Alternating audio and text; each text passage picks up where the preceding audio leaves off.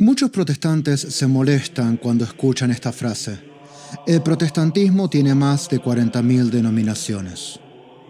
Dicen que es mentira, que es un invento católico, que es una exageración para desacreditarlos y que todos creemos en la misma cosa, dicen, aunque con estilos distintos. ¿Pero es eso verdad? ¿Realmente están todos unidos? ¿Realmente creen en lo mismo? Cuando los católicos hablamos de estas 40.000 denominaciones protestantes, no lo hacemos como una burla. Tampoco lo decimos para despreciar a quienes sinceramente buscan a Dios. Lo decimos con datos, con estudios, con estadísticas y con dolor.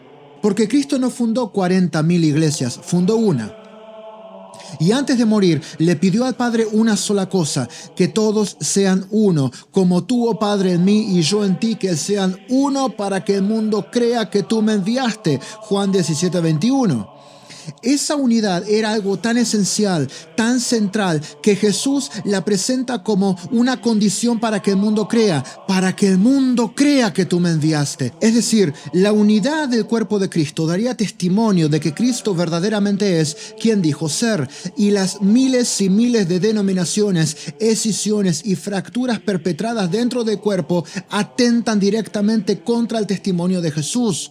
Porque si el cuerpo no es uno, entonces Cristo no es quien dijo ser. No debería asombrarnos entonces que Satanás se haya ensañado en dividir a la iglesia desde el principio. Y si bien al principio algunas herejías se fueron desprendiendo del cuerpo, algunas ramas se fueron desprendiendo del tronco, en estos últimos 5 siglos, especialmente a partir del siglo XX, la proliferación de grupos de todo tipo es una infamia, un insulto, un escupitajo al rostro de Cristo, perpetrado por gente que dice seguirlo y que dicen ser guiados por el Espíritu Santo. Durante siglos te vendieron una historia distorsionada. Te dijeron que Roma cayó, que la iglesia se corrompió, que la verdad estuvo perdida hasta que un monje alemán la redescubrió. Pero ¿qué pasaría si te dijera que todo eso es falso? Bienvenido a Catolicismo sin filtro. Aquí no endulzamos la verdad, aquí desarmamos mitos, exponemos mentiras y restauramos la historia como realmente fue.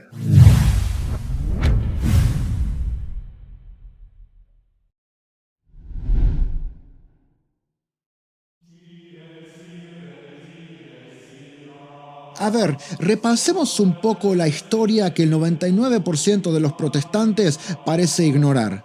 La reforma de forma protestante comienza en el siglo XVI, en el año 1517 con Martín Lutero, pero rápidamente comienzan a surgir otros grupos paralelos y ya vemos luteranos, calvinistas, anglicanos, anabaptistas, entre otros, esto durante la vida de Lutero.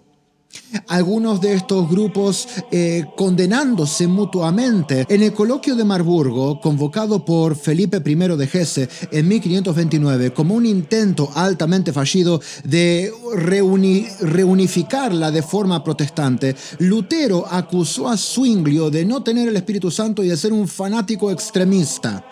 Otros grupos ya empezaban a ser perseguidos por los demás grupos protestantes, como por ejemplo el caso de los anabaptistas por rehusarse a bautizar a sus hijos. Es decir, la ruptura con Roma rápidamente comenzó a generar múltiples y crecientes rupturas entre ellos.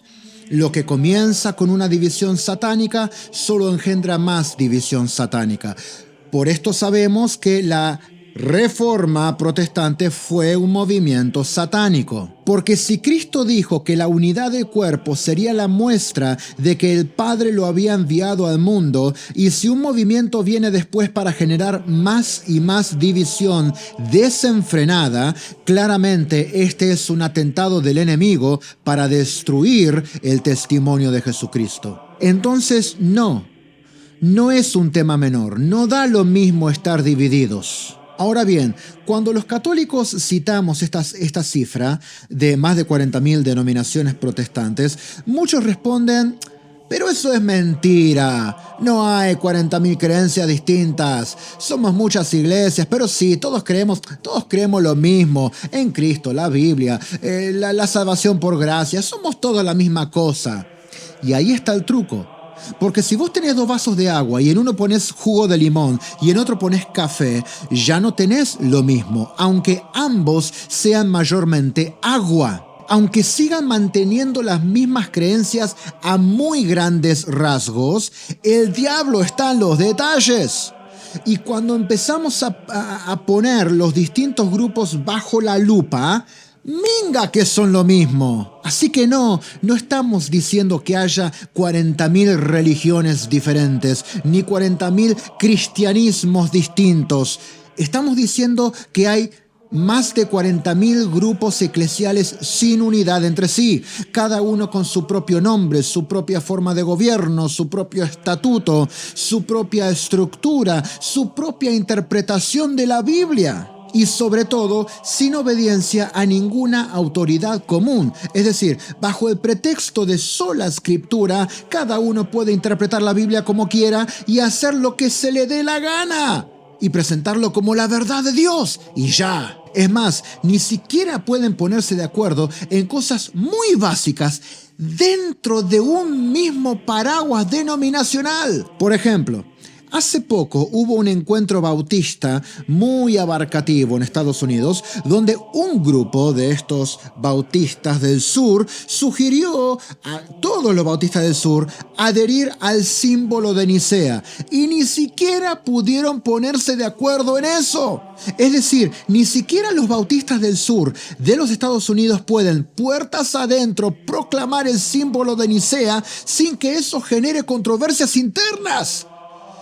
¿Qué queda para los bautistas de todo el país? ¿Qué queda para todo el mundo? ¿Qué queda para todos los grupos no bautistas en Estados Unidos? ¿Y qué queda para los grupos no bautistas en el resto del mundo? Así que queda claro, y esto lo vamos a seguir viendo más adelante, que aunque haya un montón de grupos con el término bautista en su nomenclatura, no todos creen la misma cosa. Así que este número no es una invención católica. Es más, no salió del Vaticano ni de un panfleto apologético barato. La fuente ni siquiera es católica, es protestante. Se trata de un estudio académico. Empecemos por ahí, y se llama World Christian Encyclopedia, la enciclopedia cristiana mundial, y es editada por investigadores protestantes del seminario Gordon Conwell en Estados Unidos. Es el estudio más completo que existe sobre cristianismo global, y allí se afirma que existen más de 45.000 denominaciones cristianas en el mundo, y de esas, al menos 99% son protestantes o evangélicas. ¿Y sabe cómo se cuenta una denominación en este estudio? No por el nombre. Tampoco por si usan batería o piano, ni por si su pastor predica de corbata o con jeans rotos. No, se cuenta como denominación cada grupo cristiano que se organiza de manera autónoma, que no reconoce autoridad externa, que se gobierna por sí mismo y se identifica como una comunidad separada. Y eso en el protestantismo es la norma. ¿Querés un ejemplo? Mirá. Volvamos a las comunidades bautistas. Ya que empezamos con los bautistas, nos quedamos con los bautistas. No por nada personal, seguimos con los mismos. Mira esto. En todo el mundo hay miles de iglesias que se llaman bautistas. Algunas más tradicionales, otras más carismáticas. Unas predican la salvación eterna, otras predican que puedes perder la salvación. Unas creen en el libre albedrío, otras en la predestinación absoluta, incluso la doble predestinación calvinista. Unos creen en la ordenación de mujeres al pastorado, otros lo condenan. Unas iglesias se oponen al matrimonio homosexual, otras lo afirman, y muchas no están conectadas entre sí de ninguna manera. ¿Eso es una sola iglesia? No. Eso es división real, visible, doctrinal, institucional. Y aunque compartan algunas creencias y aunque, todas se escondan bajo el mismo paraguas de bautistas, No son todos la misma cosa, no hay unidad real entre ellos, son solo resultado de la semilla de la fractura sembrada por Satanás para desmembrar el cuerpo de Cristo y embarrar su testimonio. La cifra de las más de 40.000 denominaciones protestantes no es un mito. Partamos por ahí. Es un dato académico publicado por protestantes basados en criterios objetivos. Y como dijimos al principio, la fuente es la World Christian Encyclopedia, editada por el Center for the Study of Global Christianity del seminario Gordon Conwell, un instituto protestante evangélico. Esta obra monumental fue iniciada por el anglicano David Barrett y continuada por Todd Johnson, ambos estudiosos y misioneros cristianos. La edición más reciente de 2019 afirma que hay más de 45.000 denominaciones cristianas en el mundo y entre el 95 a 99% de esas denominaciones son protestantes, evangélicas o independientes de alguna manera. Estamos hablando de más de 40.000 denominaciones que operan como grupos eclesiales autónomos, muchas veces sin ninguna comunión entre ellos. Ahora bien, ¿cómo se define en este estudio el término denominación? Porque ahí está la clave. Una denominación es una comunidad cristiana organizada, estructurada, que opera con autonomía eclesial y se autoidentifica como expresión legítima del cristianismo. Eso significa que no hace falta tener doctrinas totalmente opuestas para ser denominaciones distintas. Aunque sí, esto no excluye que entre las miles de denominaciones protestantes hay muchas doctrinas divergentes. Pero esto no es lo único que se toma en cuenta en estas estadísticas. Basta con no compartir estructura, ni liderazgo, ni comunión institucional y ¡zas! Ya tenés una denominación independiente. Y eso en el protestantismo es lo normal.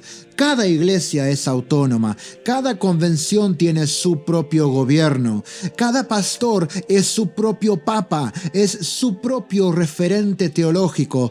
Por eso se multiplican estas comunidades sin cesar. Y acá viene una objeción común que los protestantes repiten. Pero todos creemos lo mismo en lo esencial. Bueno, ¿quién define qué es lo esencial? Para un católico, por ejemplo, el credo de Nicea es esencial y lo rezamos todos los domingos. Para los bautistas del sur, por ejemplo, en Estados Unidos, no lo es. Lo que para un metodista sería esencial, capaz que para un pentecostal puede no serlo. Y lo que para un bautista es central, para un presbiteriano puede ser secundario. Además, la World Christian Encyclopedia, la Enciclopedia Cristiana Mundial, no cuenta diferencias menores. Esa la descarta. Cuenta separaciones institucionales reales. Dos iglesias que creen más o menos lo mismo, pero no tienen comunión entre sí, se cuentan como dos denominaciones. ¿Por qué? Porque potencialmente cada una podría tomar un camino doctrinal diferente en el futuro sin afectar a la otra. Y eso ha pasado muchísimas veces. Una iglesia que se separa por temas de liderazgo, pero que sigue enseñando más o menos la misma doctrina del grupo de donde salieron, también se cuenta como otra denominación por la misma razón recién mencionada. Y si un movimiento se multiplica por miles en todo el mundo, como las iglesias no denominacionales, que es la moda ahora entre los protestantes, se registran como miles de unidades eclesiales separadas porque no comparten una estructura, ni obispos, ni sínodos, ni nada, sino que cada una es 100% libre de definir su confesión de fe, aceptar y rechazar doctrinas según su conveniencia y moldear el mensaje y la liturgia según su parecer, sin consecuencias reales, ya que no responden a nadie. Ahora, muchos protestantes responden algo que merece atención. Y acá vamos a poner el freno. Dicen, pero ustedes los católicos también tienen muchísima diversidad, tienen divisiones, tienen órdenes religiosas, tienen ritos distintos, tienen prácticas y espiritualidades que parecen iglesias separadas. ¿Por qué esas no cuentan como denominaciones? La respuesta está básicamente en una sola palabra: comunión. Sí, es cierto que en la Iglesia Católica hay órdenes religiosas diferentes: dominicos, franciscanos, jesuitas, benedictinos, carmelitas y muchos más. Pero no son iglesias separadas. No son denominaciones distintas, son más bien familias carismáticas dentro de la misma iglesia. Por ejemplo, el Papa León XIV, el Papa actual, es agustiniano. El Papa Francisco fue jesuita, mientras que los papas Benedicto XVI, Juan Pablo II, Pablo VI, Juan XXIII eran sacerdotes diocesanos, es decir, no pertenecían a ninguna orden específica, y todos fueron papas de la iglesia, es decir, todos pertenecen a la misma Iglesia Católica. No son denominaciones distintas, son distintas misiones, distintas vocaciones, distintos énfasis, pero un solo cuerpo, una sola doctrina, una sola autoridad. Un franciscano y un jesuita pueden tener algunas disciplinas espirituales distintas, pero ambos profesan el mismo credo, enseñan el mismo catecismo, obedecen al mismo papa, celebran los mismos sacramentos válidos, no tienen doctrinas paralelas, no se predican mutuamente como otros grupos, no compiten por fieles ni se disputan el magisterio. Son miembros de una sola iglesia, sirviendo de diferentes maneras. Lo mismo pasa con los ritos orientales católicos. Hay 23 iglesias orientales que están en plena comunión con Roma, además del rito latino, que predomina en Occidente. Entre ellas están los melquitas de Oriente Medio, en Siria y Líbano, que celebran la misa en árabe o griego, los maronitas del Líbano, que celebran también la misa en árabe, los caldeos en Irak y alrededores, con la misa en arameo, los siro-malabares en India, con la misa en siríaco, los armenios con misa en armenio, los greco-católicos en Europa del Este y diásporas, con la misa en griego o eslavo, copto católico en Egipto con misa en copto o en árabe, los etíope católicos en Etiopía también con su propio idioma, y así unos cuantos más. Tienen idiomas distintos, tienen liturgias distintas, cantos distintos, arquitectura distinta y hasta vestimentas distintas. ¿Y por qué?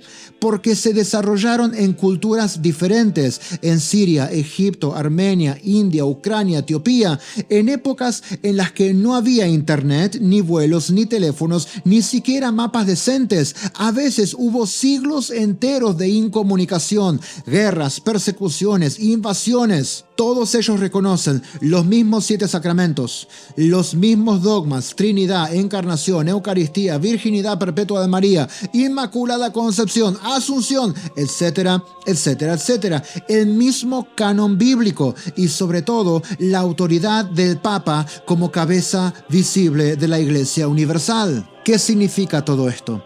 Que un católico de rito bizantino puede comulgar perfectamente en una misa latina.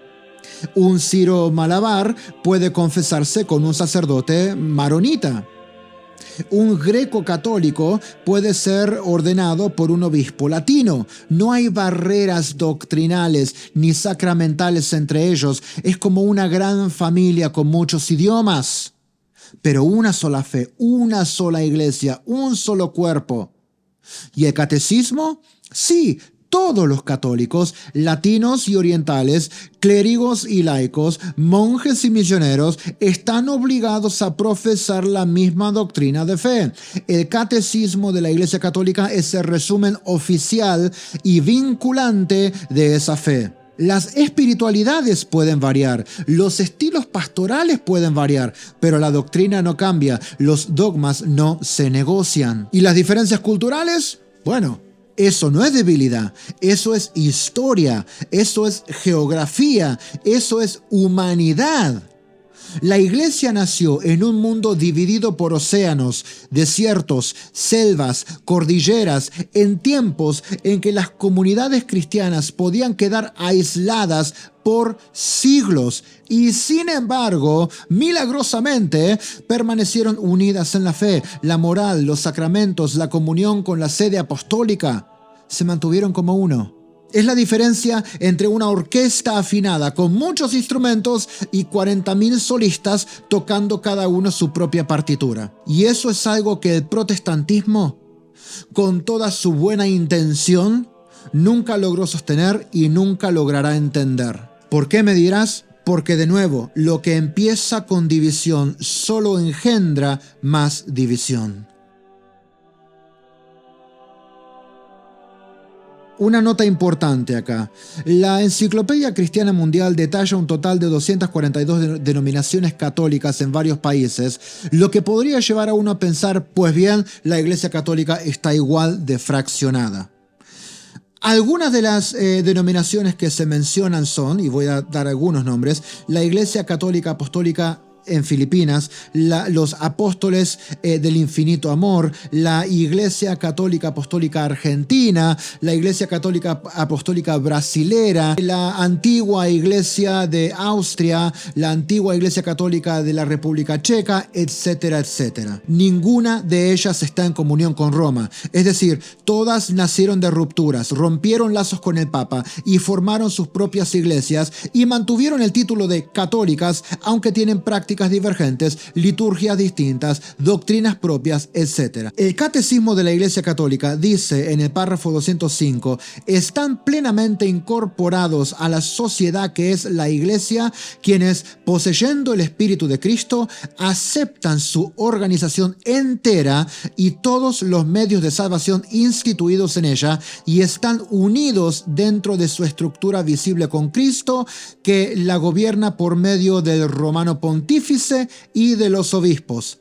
Traducción: si no hay unión con el Papa y el colegio episcopal, no son parte de la Iglesia Católica, aunque quieran conservar algunos ritos, sacramentos o estética similar. Así que el largo listado de 242 denominaciones católicas que se incluyen en esa estadística no son reconocidas por el Vaticano como católicas, aunque tengan el nombre católicas. No mantienen las mismas doctrinas, no aceptan los mismos dogmas, no reconocen al Papa y el Papa no las reconoce a ellas. Y por lo tanto, según el magisterio, no son Iglesia Católica, sino sectas con elementos pseudo-católicos en su enseñanza y liturgia. Tomemos un ejemplo concreto de entre las grandes familias denominacionales protestantes, porque muchas veces cuando se las confronta con la evidencia de la división protestante, algunos intentan minimizarla diciendo que no importa la denominación porque todos los verdaderos creyentes forman parte de una sola iglesia espiritual. Afirman que esa unidad no es institucional, sino doctrinal, invisible, interior. Bueno, veamos si esa afirmación resiste el contacto con la realidad. Volvamos al primer ejemplo que mencionamos al principio, los bautistas, uno de los grupos protestantes más grandes y antiguos. Se los suele presentar como un bloque sólido con creencias claras y bien definidas. Solo se bautiza a adultos creyentes, la Biblia sola es la única autoridad infalible y vinculante para toda la iglesia, la salvación es por la fe, cada iglesia es autónoma, etcétera, etcétera. Así que a simple vista suena coherente, pero vamos a ver si realmente esa unidad bautista es tan firme como parece.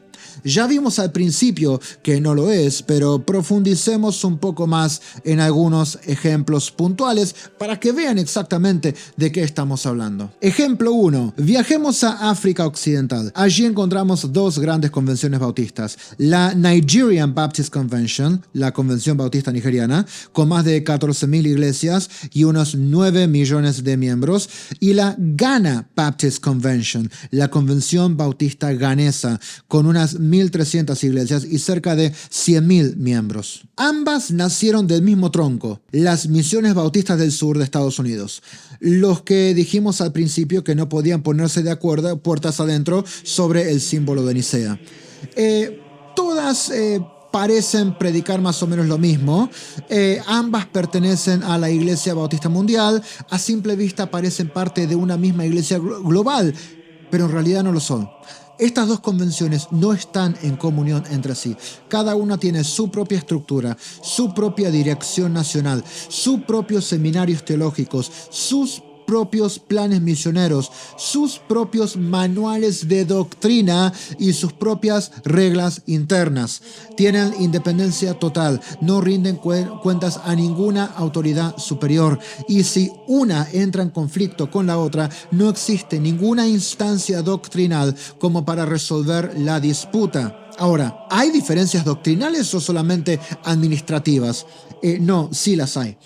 Por ejemplo, la Nigerian Baptist Convention ha comenzado a ordenar mujeres al ministerio pastoral desde finales de los 90. En cambio, la Ghana Baptist Convention sigue reservando el liderazgo eclesial formal a varones. No existe, al menos oficialmente, una política que permita el acceso de mujeres al pastorado. Ya ahí vemos una primera diferencia doctrinal clara. También difieren en su apertura al ecumenismo. La Convención de Nigeria participa activamente en organismos ecuménicos como el Consejo Mundial de Iglesias y promueve relaciones con otras denominaciones cristianas. La de Ghana, en cambio, mantiene un perfil más reservado y enfocado hacia adentro, priorizando su desarrollo institucional nacional sin una orientación tan ecuménica.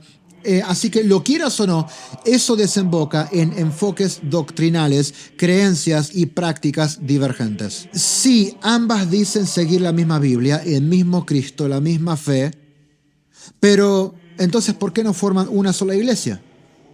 La respuesta es simple, porque son dos iglesias distintas, dos denominaciones separadas, con doctrinas distintas, con autoridades distintas, con límites distintos, y así se cuentan, como dos iglesias, no como una. Ahora viajamos a Estados Unidos. Presten atención a esto, solo estamos analizando la multiplicidad de denominaciones dentro del gran paraguas bautista. No estamos hablando de las diferencias y divergencias doctrinales dentro de la rama presbiteriana, metodista, pentecostal, etcétera, etcétera, etcétera, que también tienen muchísimas divisiones intrínsecas. Solo estamos enfocándonos en algunas de las muchísimas diferencias entre bautistas, a modo de ejemplo, nada más. Enfoquémonos entonces en el mundo bautista afroamericano, una tradición con raíces profundas en la historia de la esclavitud, la emancipación, los derechos civiles.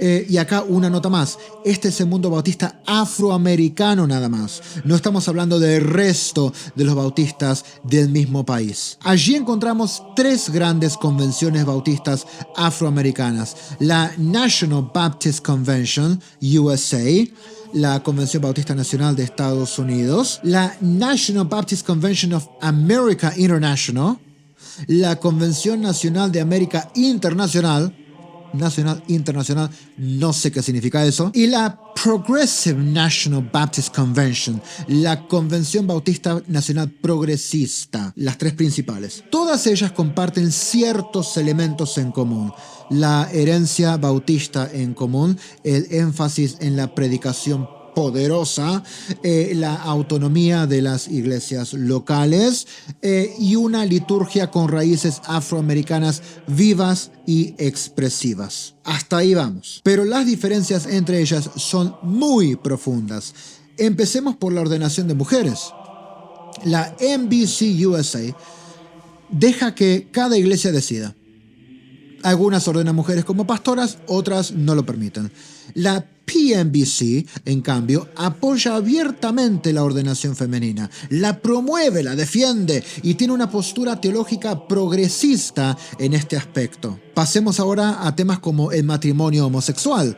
La NBC USA definió en el 2012 que el matrimonio es la unión entre un hombre y una mujer, pero en la práctica muchas iglesias adoptan posturas diferentes. Hay congregaciones inclusivas, otras no. La PMBC tampoco tiene una postura oficial clara y permite que cada iglesia resuelva el tema internamente. Algunas aprueban las uniones homosexuales, otras las rechazan. Y por supuesto, cada una de estas convenciones tiene miles de iglesias afiliadas, pero que no tienen comunión entre ellas. No hay concilios comunes, no hay normas doctrinales compartidas, no hay un solo credo vinculante para toda la convención. Es decir, las diferencias doctrinales no se ven solo entre las distintas convenciones, sino dentro de estas también, porque cada iglesia es autónoma, aunque esté afiliada a una convención determinada, pues esta no le puede imponer lo que debe creer y enseñar. Cada iglesia opera con total autonomía, y si una iglesia de la PMBC aprueba el matrimonio homosexual y ordena mujeres pastoras, mientras que una iglesia de la MBCA considera ambas cosas como herejía, no pasa absolutamente nada, porque no hay autoridad doctrinal común, no hay corrección fraterna institucional, no hay comunión real entre ellos, no hay unidad estructural, no hay unidad sacramental, no hay unidad visible. Ya vimos el caso de los bautistas, pero no son los únicos, y tampoco vimos todas sus diferencias, tocamos solamente dos temas. Otra tradición protestante con fuerte presencia en Estados Unidos y el resto de América es la presbiteriana. Veamos un poquito la situación de esta rama. Todos los presbiterianos dicen provenir de un mismo tronco: la teología reformada de Calvino, la confesión de fe Westminster y la forma de gobierno eclesiástico caracterizada por ancianos, presbíteros, y asambleas representativas. Sin embargo, también aquí lo que encontramos es una historia de constante división. Todas tienen un origen común. Todo empieza con los presbiterianos que llegaron desde Escocia e Irlanda a las colonias americanas. En el siglo XVIII se organiza formalmente la Iglesia Presbiteriana en los Estados Unidos de América, que agrupaba a todas las iglesias presbiterianas de las 13 colonias. Era una sola iglesia presbiteriana nacional, pero duró muy poco. Muy pronto comenzaron las divisiones doctrinales internas, y la causa principal fue esta: cómo interpretar y vivir la fe reformada en el contexto americano, con sus desafíos sociales, políticos y religiosos. La primera decisión importante entre los presbiterianos vino por las diferencias entre la vieja escuela y la nueva escuela.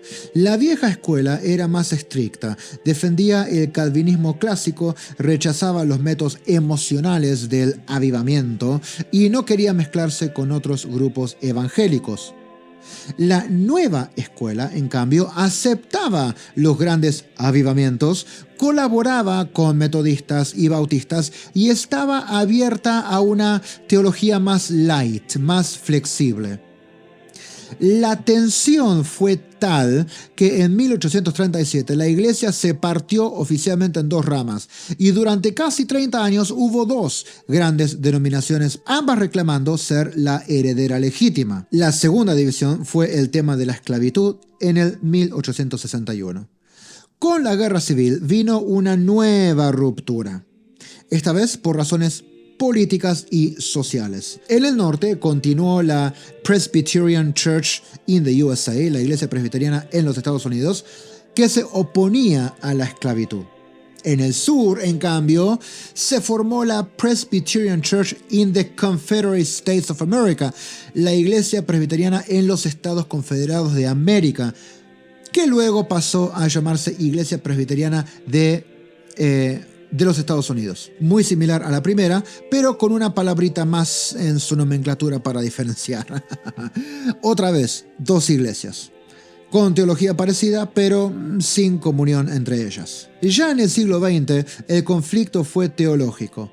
El surgimiento del modernismo teológico dentro de los seminarios presbiterianos generó una nueva fractura. Se empezó a cuestionar la inspiración literal de la Biblia, se aceptaban teorías como el evolucionismo y se relativizaban milagros o dogmas tradicionales. Muchos pastores conservadores protestaron. Uno de ellos, el teólogo J. Gresham Machen, fue expulsado por rechazar la teología liberal. Entonces, en el 1936 fundó la Iglesia Presbiteriana Ortodoxa, una denominación reformada ultraconservadora. Poco después, otro grupo, aún más separatista, formó la Iglesia Presbiteriana Bíblica. Así, la Iglesia Presbiteriana volvió a dividirse, esta vez por diferencias doctrinales internas. Ya en los años 60 y 70, la tensión vino por otro lado: la ordenación de mujeres y el debate sobre la sexualidad, el avance del liberalismo moral y la participación política en temas progresistas.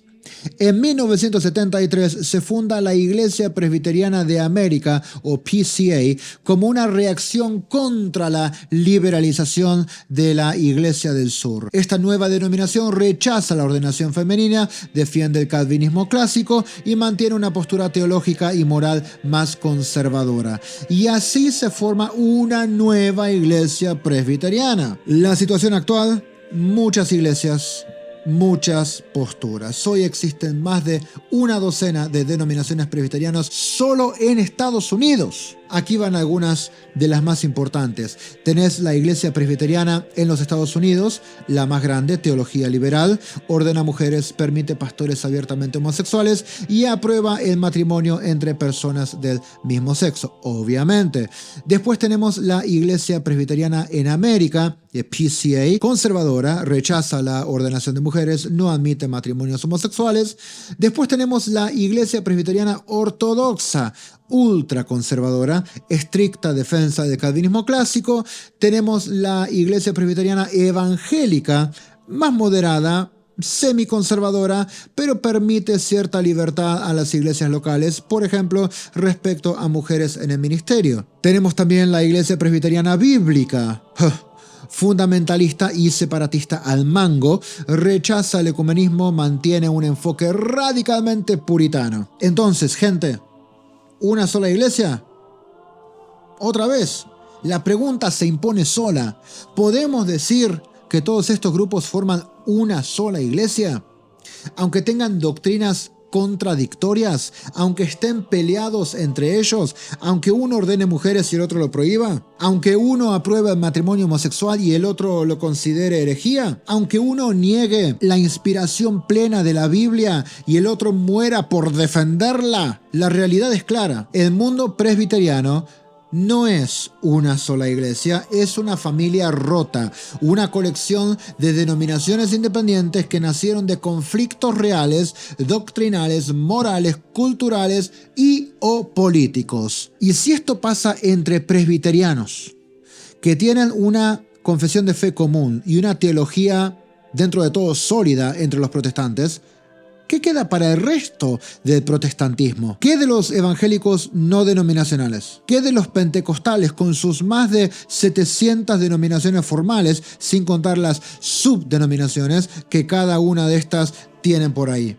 Lo cierto es que ese cuerpo invisible de que hablan muchos protestantes no se ve en ningún lado. Es literalmente invisible. Es una utopía inexistente que solo puede subsistir en la imaginación de personas incautas que creen algo que en realidad nunca existió. La llamada comunión protestante no se manifiesta en la práctica. No garantiza unidad doctrinal, no preserva la fe común.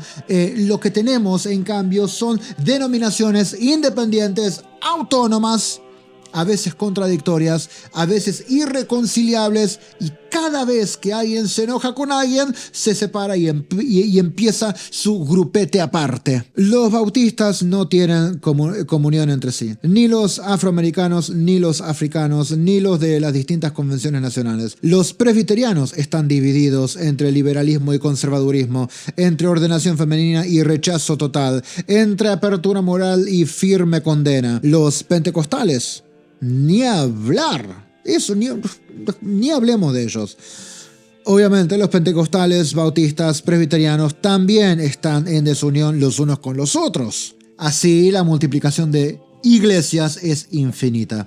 Muchas veces Una sola ciudad tiene docenas de ministerios distintos, con doctrinas distintas, nombres distintos, pastores que se fundaron su propio concilio, y la excusa suele ser siempre la misma. Lo importante es Jesús. Las estructuras no salvan. La iglesia verdadera es espiritual, no visible. Obvio que van a decir eso. Es como el feo que dice que lo que importa es la belleza interior.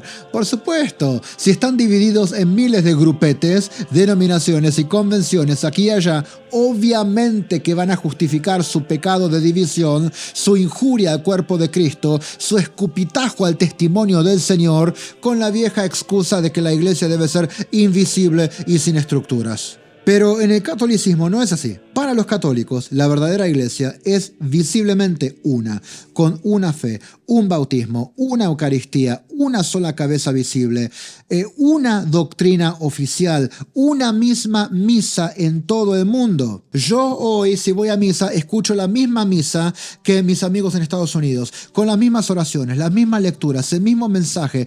Toda la iglesia estará participando de una misma misa en todo el mundo, en vez de tener miles de pastores inventando su propio tema y sermón del día según mejor le parezca. Eso es unidad. Así que, ¿hay diversidad en la Iglesia Católica? Sí, por supuesto. Tenemos 2000 años de historia, estamos en todo el mundo. ¿Cómo no va a haber diversidad? Hay diversidad y mucha. Hay monjes contemplativos y activistas sociales. Hay teólogos tomistas y teólogos orientales. Hay africanos, europeos, asiáticos, latinoamericanos. Hay misas en latín, en arameo, en griego, en suajili. Pero todos están unidos en la misma comunión eclesial. Todos comparten el mismo catecismo. Todos están bajo el mismo sucesor de Pedro.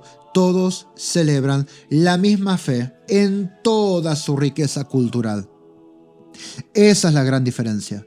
El catolicismo no es un supermercado de iglesias ni un archipiélago de comunidades autónomas. Es una sola iglesia. Una santa, católica, apostólica y romana, con múltiples expresiones, sí, pero con una sola alma y un solo cuerpo.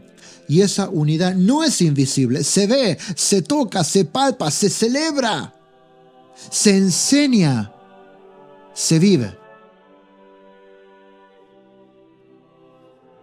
Ahora bien, no estaremos exagerando todo esto. Hoy la cifra ya ha subido, la actualizaron y ya subió a los 45.000. Frente a eso, algunos dicen, eso es mentira, es un número inflado, es una trampa estadística, pero el dato está bien documentado, Y lo que mide no son solo denominaciones oficiales como presbiterianos o bautistas, que en realidad no son denominaciones sino paraguas denominacionales, sino todas las agrupaciones cristianas con estructura propia, liderazgo propio, doctrina propia, es decir, cada convención bautista que no está en comunión con la otra, cada concilio pentecostal que no se somete a nadie, cada red de iglesias evangélicas que se declara independiente, cada movimiento que se separó de otro por cuestiones de doctrina, cuenta como lo que realmente es una nueva denominación. Porque si no hay una autoridad común, si no hay confesión compartida, si no hay unidad doctrinal, si no hay unidad sacramental,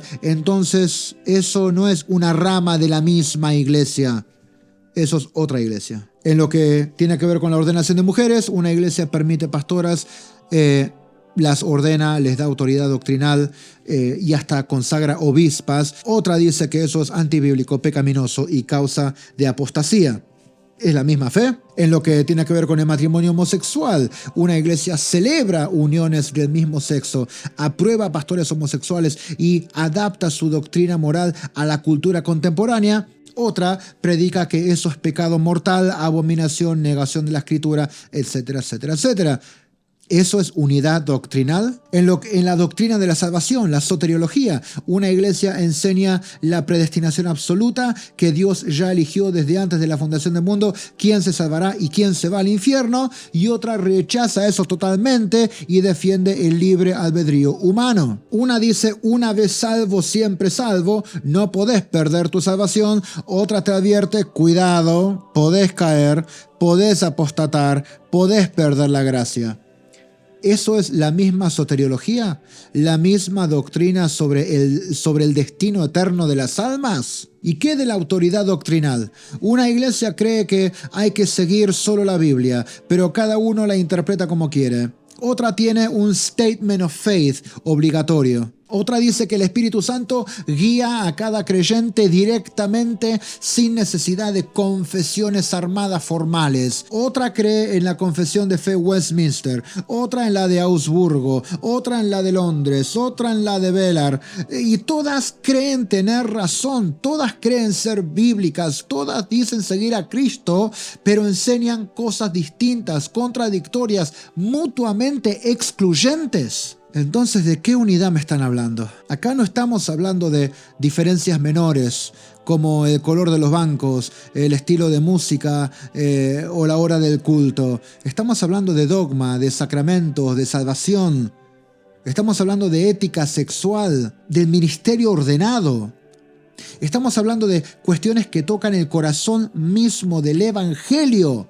Y si las respuestas a esas preguntas son distintas y muchas veces opuestas, entonces no estamos ante una sola iglesia, sino ante una multitud de comunidades separadas, sin unidad doctrinal, sin comunión visible, sin autoridad común, sin garantía de verdad. Entonces, ¿estamos exagerando los católicos cuando repetimos la estadística protestante de que hay más de 40.000 denominaciones protestantes? No. No lo decimos como burla, como lo dije al principio, no lo decimos como ataque, lo decimos porque es verdad y lo decimos citando fuentes protestantes, porque es un hecho documentado. Es una realidad histórica, visible, reconocida incluso por quienes la ven desde adentro. Y frente a esa realidad, no podemos quedarnos callados, porque Jesús no fundó 40.000 grupetes. No dijo que cada uno interprete lo que quiera. No dijo divídanse, pero con buena intención, No. Jesús fundó una iglesia y pidió que todos fuéramos uno, como Él y el Padre son uno. La división entre cristianos no es un detalle, es una herida. Es una contradicción al deseo explícito de Cristo, una contradicción al mandato paulino, una señal de que algo anda mal. Si te interesaría seguir explorando estas verdades históricas, bíblicas, teológicas, sin filtro, sin disfraz, sin corrección política, te invito a suscribirte al canal, a compartir este video y a ser parte de este camino hacia la unidad en la verdad. Y como siempre te digo, no tengas miedo a conocer la verdad. La verdad no debería ofenderte, la verdad te libera. Y como siempre, esto fue Catolicismo sin filtro.